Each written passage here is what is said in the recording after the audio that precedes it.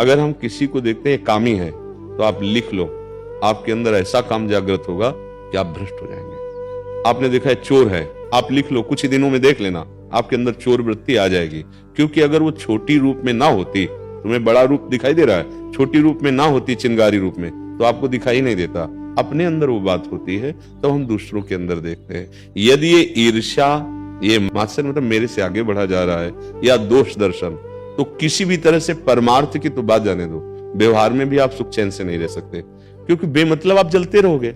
ये वृत्ति है ना, कोई अपने से आगे व्यापार में, पढ़ाई में, किसी में, तो एक जलन पर, यहां तक कि अगर सावधान नहीं है तो भजन में भी अगर दिखाई देता वो साधक बहुत तपस्वी है, वो भजनानंदी, तो अब हम उसकी निंदा करने लगेंगे, उसकी कमियां ढूंढने लगेंगे। ये बहुत सूक्ष्म है। इसीलिए महापुरुषों ने कहा कंचन तजना सहज है, सहज तिया का ने, मान बड़ाई ईर्ष्या दुर्लभ तजना है।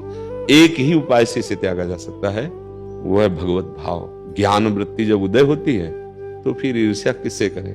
जैसे एक कांच के महल में विविध प्रकार का कांच हो, कांच का भी, शीशे का भी अलग, कोई बड़ा विस्तार रूप दिखाई देता है, कोई टेढ़ा मेढ़ा ऐसे, और हमारे ही वो सब रूप हैं। अब वो कौन प्यारा होगा और कौन घृणास्पद होगा। जब आपको ये पता है कि शीशे के प्रभाव से मेरे ही रूपों की आकृति विकृति रूप दिखाई दे रहा है, ऐसे ही सच्ची समझिए एक ही आत्मस्वरूप, एक ही भगवान, ये सब यंत्रों में अलग प्रभाव दिखाई दे रहा है। कहीं तमोगुणी है तो राक्षसी स्वभाव का, कहीं रजोगुणी है वो कामी दिखाई दे रहा है, सतोगुणी है तो दयावान भक्त दिखाई दे रहा है गुणों का प्रभाव। लेकिन वो जो अंदर है वो निर्विकार है, चेतन अमल सहज सुख राशि। कोई गलत बोल रहा है, मान लो शास्त्र की बात, तो तत्काल बुद्धि सोचा जाता है उतनी ही बुद्धि है उसके पास, क्या करे बेचारा, जितनी सामग्री उतनी तो करेगा। भगवान इसको सद्बुद्धि दे।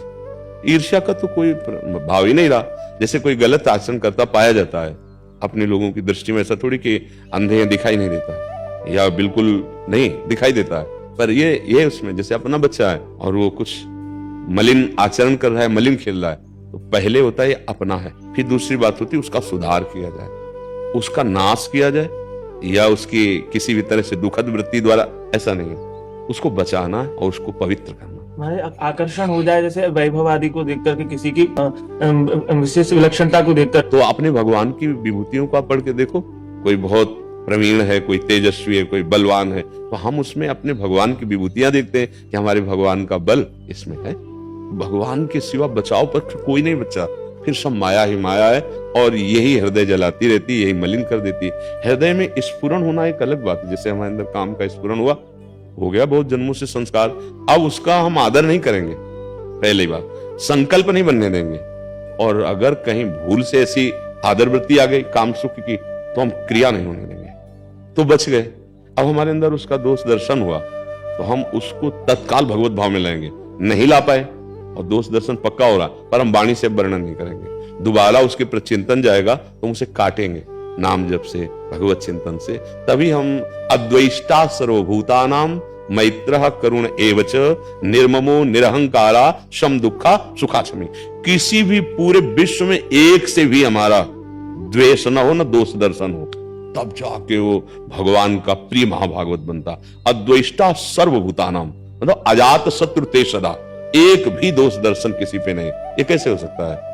क्योंकि गुण दोष में संसार की रचना है, भगवत भाव से हो सकता है। सर्वभूतानाम अद्वैष्टा सर्वभूतानाम, सबसे प्रिय व्यवहार। जिसे कोई अशुभ वार्ता, अशुभ आचरण, हम नहीं उसके निंदा करेंगे, ये जरूर करेंगे कि भगवान से प्रार्थना करेंगे कि ये भूल में है प्रभु, आप इसको विवेक, वो हमें गाली दे रहा है, उससे हम पलट के गाली नहीं देंगे, हम यही सोचेंगे प्रभु एक सीमा तक। अब वो हमारे इष्ट और गुरु को गाली देने लगे, अब वो धर्म विरुद्ध आक्रमण करने लगे, अब वो सीमा पार हो गया है। अब हमारे पास जितना बुद्धि बल है उसके अनुसार उसका हम विरोध करेंगे, उसको रोकेंगे। समझ रहे ना, एक सीमा है जहां तक हम अपने धर्म की रक्षा के लिए, अध्यात्म की रक्षा के लिए शांत हैं।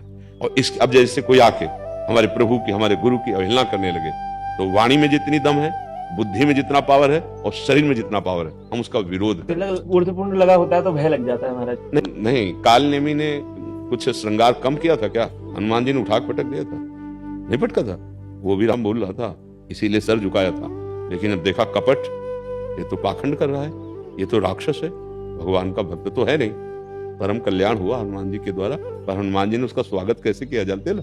कोई कमी रखा था क्या? वो भी तिलक लगाया था, कंठी बांधे था, तभी तो हनुमान जी महाराज झुक के प्रणाम किए, उतर के उसी को तो प्रणाम किए।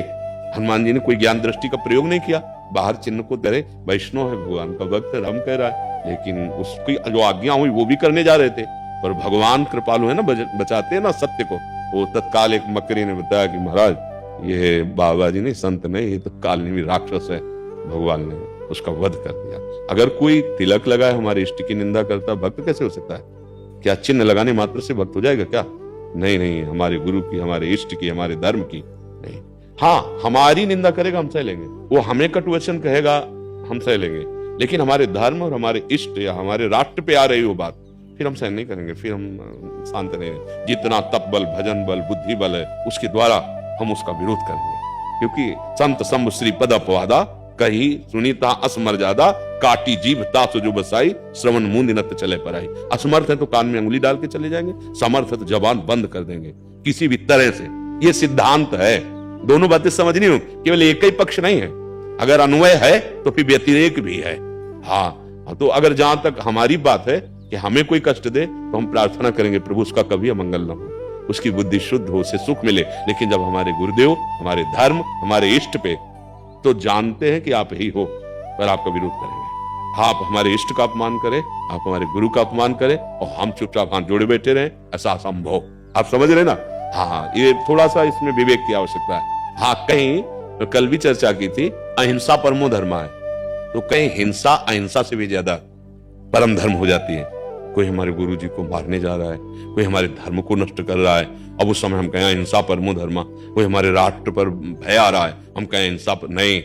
संतों ने वेन चरित्र पढ़ के देखो भागवत में, जब उसने भगवान की निंदा की, धर्म के विरुद्ध आचरण किए, तो स्वयं महापुरुषों ने जाकर उसको मार दिया, मंत्र बल से तत्काल मारा उसे। और फिर इसके बाद उसी की भुजाओं का मंथन करके भगवान पृथु और रजती को प्रकट किया। तो ये है जो अहिंसा परमो धर्म है, वो एक सीमा तक है, हमको सता लो, लेकिन हमारे धर्म, हमारे राष्ट्र, हमारे गुरुदेव, हमारे इष्ट के प्रति फिर हम चैन से नहीं कि आप निंदा कर रहे हो, आप मेरे भगवान, ऐसा नहीं फिर